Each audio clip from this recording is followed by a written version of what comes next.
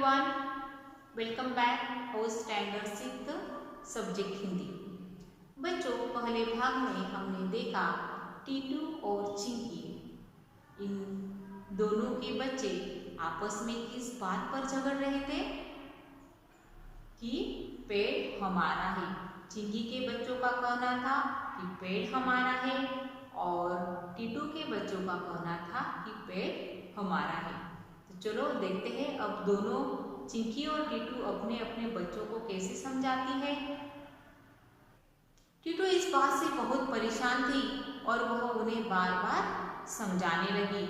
टीटू भी लगी उन्हें समझाने लगी कि उस समय की यह बात है जब तुम लोगों का जन्म हुआ ही था।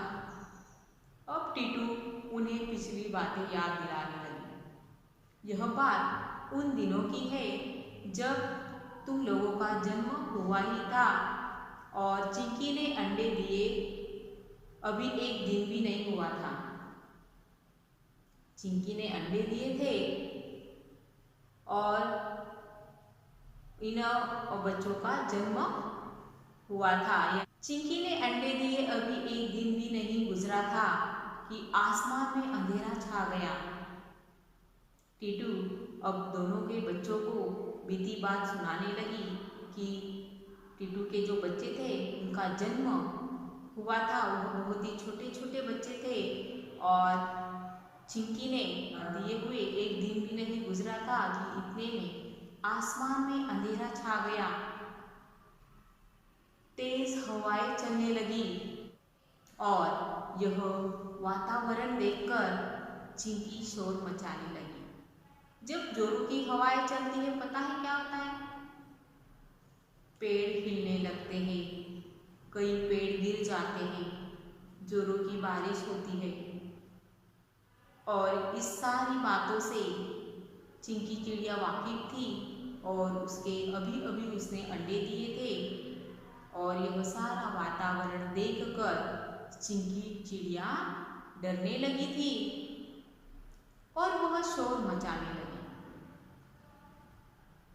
वह शोर मचाने लगी, उसे डर था कि शाखाएं हिलने से उसका घोंसला नीचे न गिर जाए।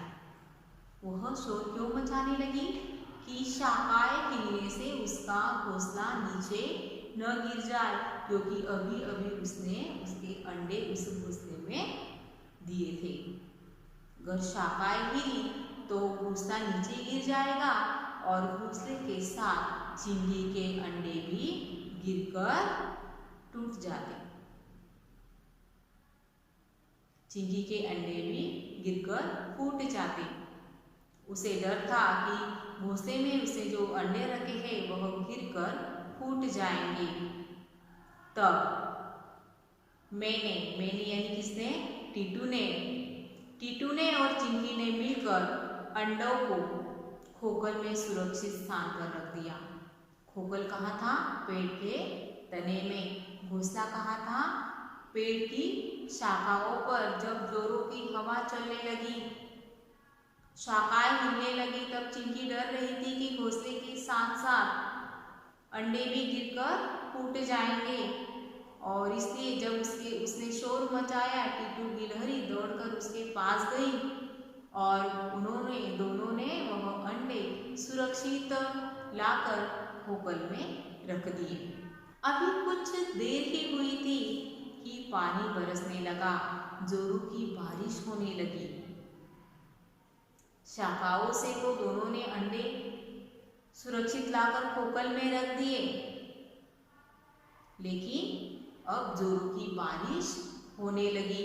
टीटू कह रही थी कि अंडे खोखल में रखने के बाद पानी इतना बरसा कि पानी बहते बहते हमारे घर तक पहुँचने लगा। पानी बहते बहते हमारे घर तक पहुँचने लगा। फिर दोनों को चिंता होने लगी। अब दोनों को चिंता होने लगी। क्या चिंता होने लगी? कि अगर खोखल में पानी घुस गया तो अंडों के साथ साथ टीटू के बच्चे भी बह जाएंगे।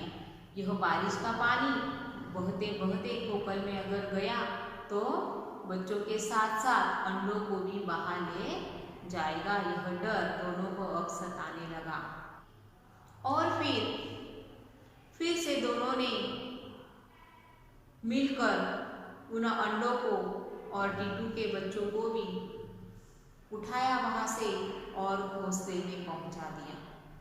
अब हवाएं बंद हो चुकी थी।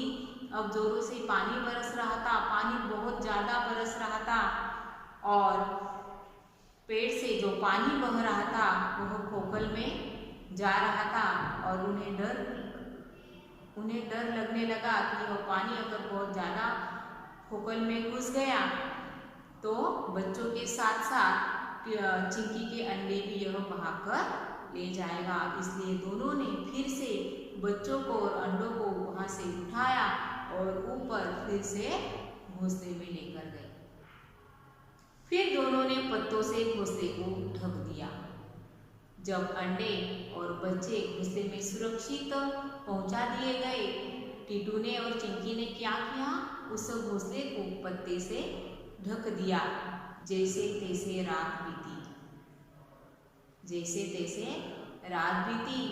सुबह पौ फटने के बाद हमने राहत की सांस ली। पौ फटना यानी क्या, सवेरा होना। पौ फटना यानी सवेरा होना। जब जैसे वैसे इन दोनों ने रात बिताई और सुबह जब हुई तब उन्होंने राहत की सांस ली। अब जो आंधी थी, जो तूफान था वह थम गया था, बारिश भी थम चुकी थी। जो जोरों की हवाएं चल रही थी वह सब रुक गई थी और उन्होंने जैसे वैसे रात बिताई और राहत की सांस ली। राहत की सांस लेना यानी क्या, चैन मिलना। तब से हम दोनों आपस में एक दूसरे की मदद करते हुए आ रहे हैं। हम पड़ोसियों की तरह एक दूसरे की मदद करते हैं, एक दूसरे की सहायता करते हैं। तब हमने समझ लिया, इस संकट के बाद हमने समझ लिया कि अकेला चना भार नहीं फोड़ सकता। इस संकट के बाद टीटू ने और चिंकी ने समझ लिया था कि अकेला चना भार नहीं फोड़ सकता। यह एक मुहावरा है, अकेला चना भार नहीं फोड़ सकता। यानी क्या कि अकेला आदमी कोई बड़ा काम नहीं कर सकता, उसे मदद की जरूरत चाहिए होती है। इतना कहने के बावजूद बच्चे कहने लगे, चिंकी चिड़िया के बच्चों को यह पेड़ छोड़ना होगा। इतना कहने सुनने के बावजूद भी अब बच्चे कहने लगे कि चिंकी चिड़िया के बच्चों को पेड़ छोड़ना होगा।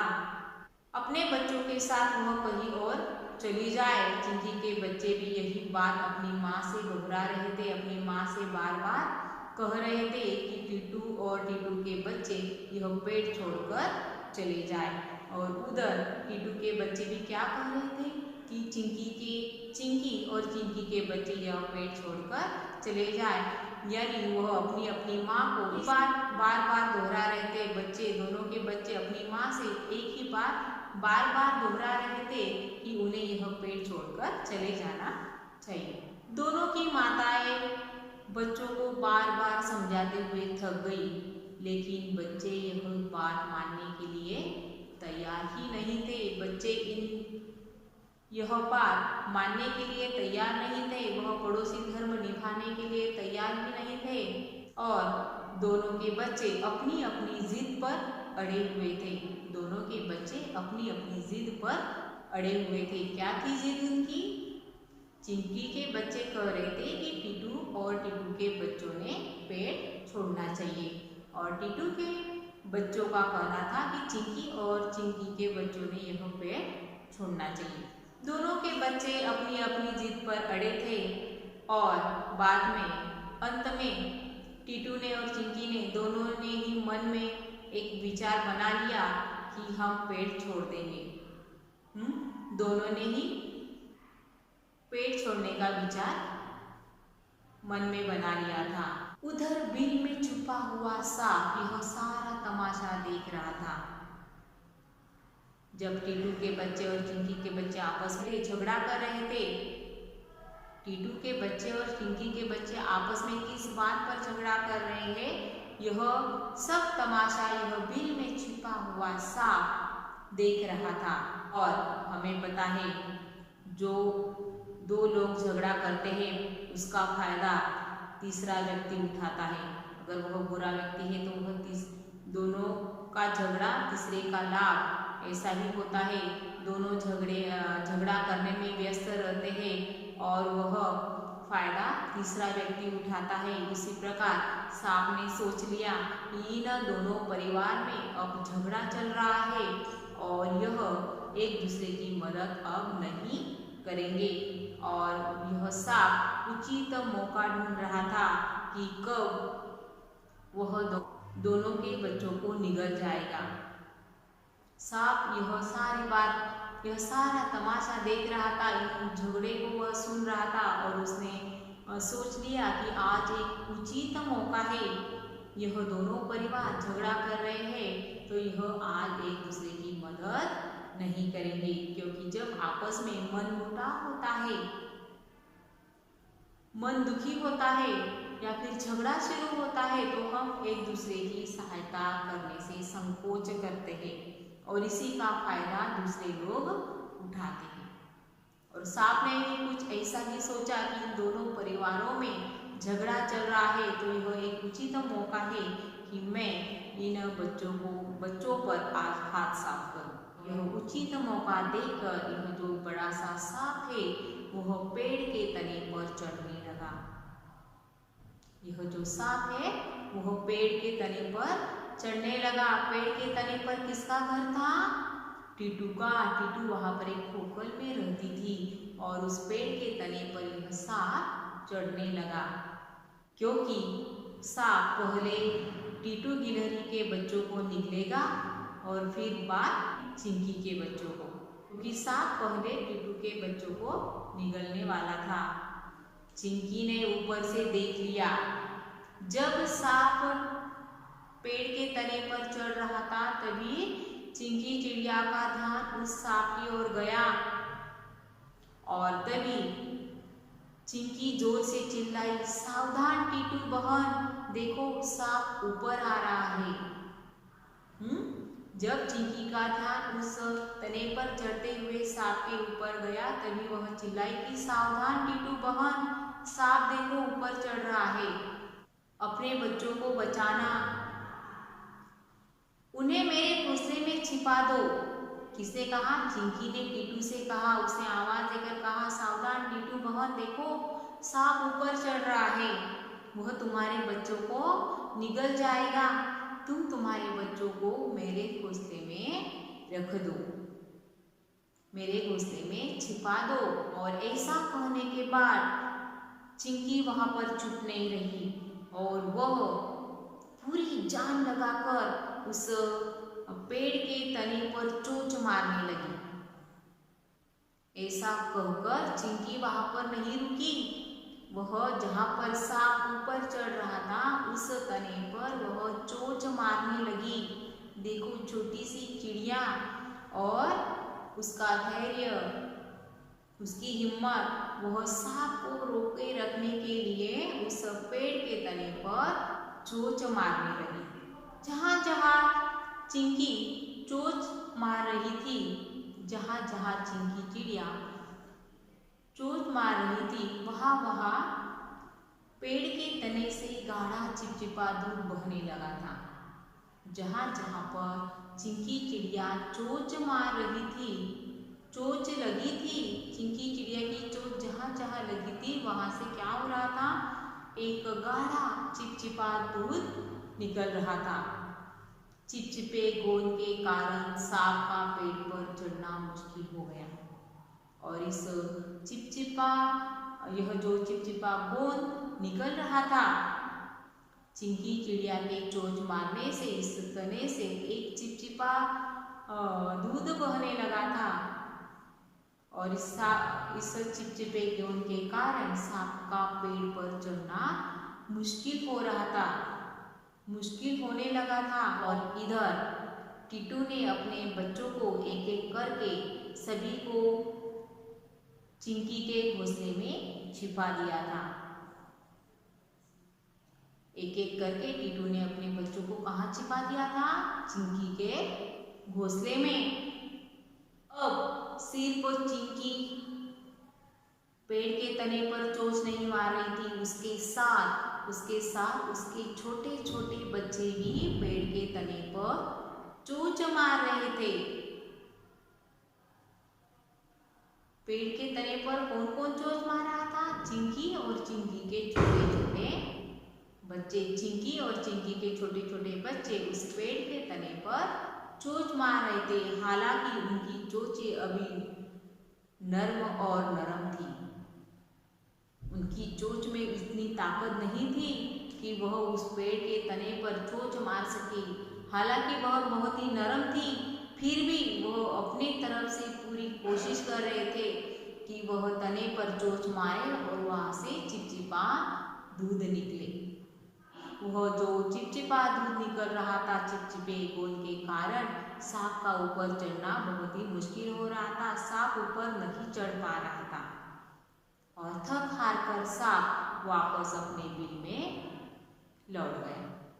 वह उसका चढ़ना मुश्किल हो गया और फिर वह चढ़ नहीं पा रहा था, इसलिए थक हार कर वह वापस अपने बिल में लौट गया। टीटू और चिंकी के बच्चों ने आज एकता की ताकत को देख लिया था। टीटू और चिंकी के बच्चों ने आज एकता की ताकत को देख लिया था और पड़ोसी धर्म को भी समझ लिया था। पड़ोसी धर्म क्या होता है? क्या होता है पड़ोसी धर्म? एक दूसरे की संकट समय सहायता करना। उन्हें आज एकता की ताकत का अर्थ समझ में आया था। पड़ोसी धर्म का अर्थ समझ में आया था। अब उन्हें माँ के समझाने की जरूरत नहीं थी। अब दोनों के बच्चों को उनकी माँ जब समझा रही थी तब उन्हें बात समझ में नहीं आ रही थी, लेकिन यह संकट देखकर अब उन्हें समझ में आ गया था कि एकता में कितनी ताकत होती है। अब उन्हें अपने माँ के समझाने की कोई ज़रूरत नहीं थी। वे जान गए थे कि एक और एक दो नहीं बल्कि 11 होते हैं। वे जान गए थे कि एक और एक 11 होते हैं। एक और एक 11 होना है क्या? एक और एक 11 होना है क्या? एकता में शक्ति होना। तो इस प्रकार यहाँ पर टीटू के बच्चे और चिंकी के बच्चों ने एक दूसरे की एकता की ताकत को जाना था और इसी तरह हमें भी एक साथ मिलजुल कर रहना चाहिए।